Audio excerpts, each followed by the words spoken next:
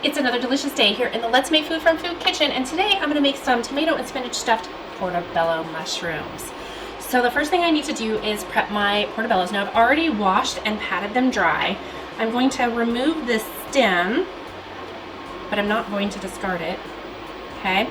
Now you could, if you wanted to, remove the gills, which is this part. I'm not going to. I know that you can stuff more stuffing into it.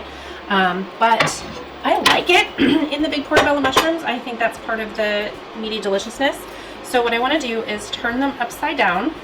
I'm going to lightly spray them with my avocado oil. You can brush them if you don't have a spray. You can also use olive oil. Either one works. I'm going to take just a little bit of salt, sprinkle it on, and I'm going to hit it with a tiny bit of pepper, not a lot. Okay. Then I'm going to turn them over and do the same thing. My oven is on broil right now. 500 degrees is good. Mine only goes up to 450 for this particular one, and that's okay. I'll just cook it a little bit longer than my instructions say. Okay. All right, these are ready to go in. Oops. I'll spray the top just a tiny bit. Okay. Now these are going to go in the oven 4 to 5 minutes.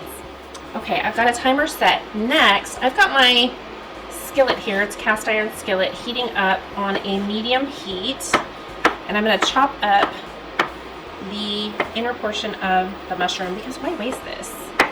Okay.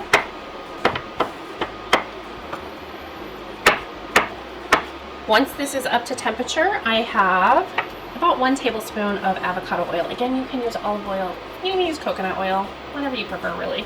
Just be careful that if you're using an oil that has a low smoke point, to either turn down your temperature or select a different oil. Go ahead and pour that in.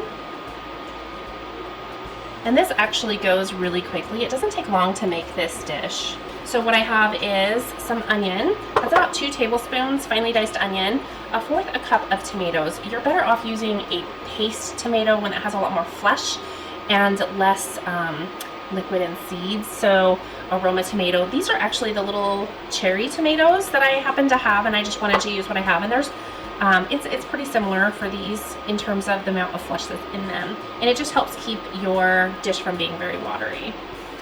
Okay, so this is almost ready. I'm gonna get that oil kind of distributed on the bottom of the pan. I also have some mozzarella. I only need 1/4 cup, but I have another recipe coming up where I want to use it, so I'm going to go ahead and grate the entire thing. And I'm just doing this while I wait for my pan, because I like to maximize my time in the kitchen, because I don't always have a lot of time to just go step by step by step at home with my kids and my husband and my dog and my homeschooling. I just want to get through everything that I have to do. So if I'm waiting for this to heat and I have a couple minutes, I'm going to start doing the next step that I need to prep. So I'm ready to go. Sometimes I do end up getting too distracted though. I'm not afraid to admit it. Okay, I'm going to set this aside and go ahead and put in my onion. This needs to cook for about 2 minutes. So just get it in there, let it cook a couple minutes, and then we'll add our tomato and mushroom, and then another minute we'll add our garlic.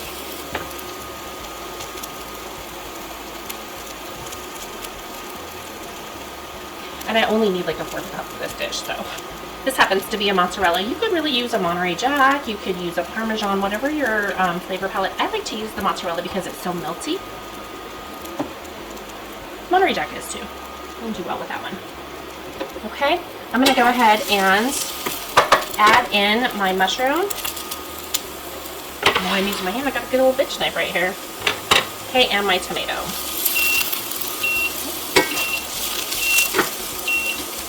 That is my timer to check my mushrooms.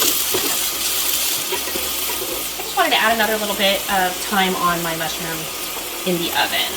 So I just put 2 more minutes on them. It'll really depend on the size of mushrooms that you have. Like if you get those really, really big ones, give it like 6 minutes to start.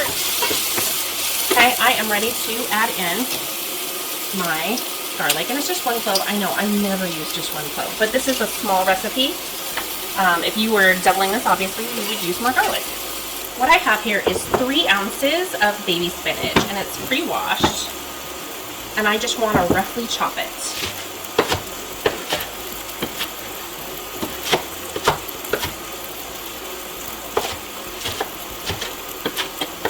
I do not pre-cook my spinach. I know a lot of people do, but I don't like it super soft and slimy. I like it just cooked. So what I am going to do is turn off my cooktop now.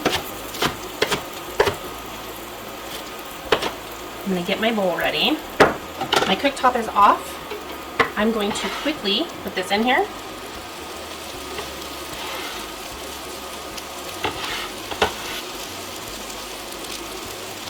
I'm going to give it a stir.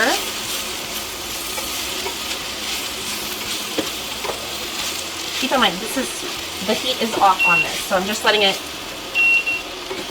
the heat is off on this, so I'm just letting it cook it down a little bit because I want it to wilt enough so that I can fit it in my portobellos. And there will be more of this mixture than there is space, in part because I don't scoop out the center, but I'm okay with that. I don't want it to be. Now, one of the things I need to do is turn these upside down so that any liquid that's still in there will drain out. So I'm just gonna let it drain there for a minute. And I'm gonna take some of my cheese. Like I said, I need about 1/4 cup, but for me, 1/4 cup is like a cup. I like a lot of cheese, I can't help it. I am just gonna set this aside because I'll probably sprinkle some on top. I just wanna stir this together.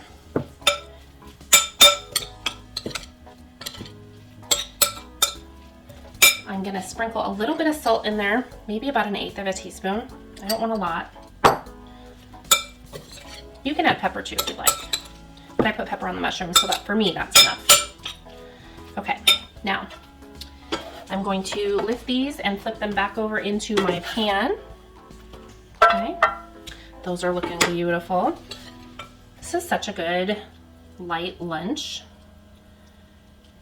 I really enjoy this, and I don't make it very often because I'm the only one that will eat mushrooms in my house, although my 9-year-old has kind of shown a little interest once in a while. She will eat cream of mushroom soup, but as a mushroom whole like this, she's not there yet.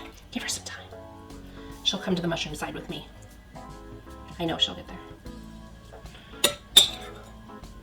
Okay, these are looking fabulous.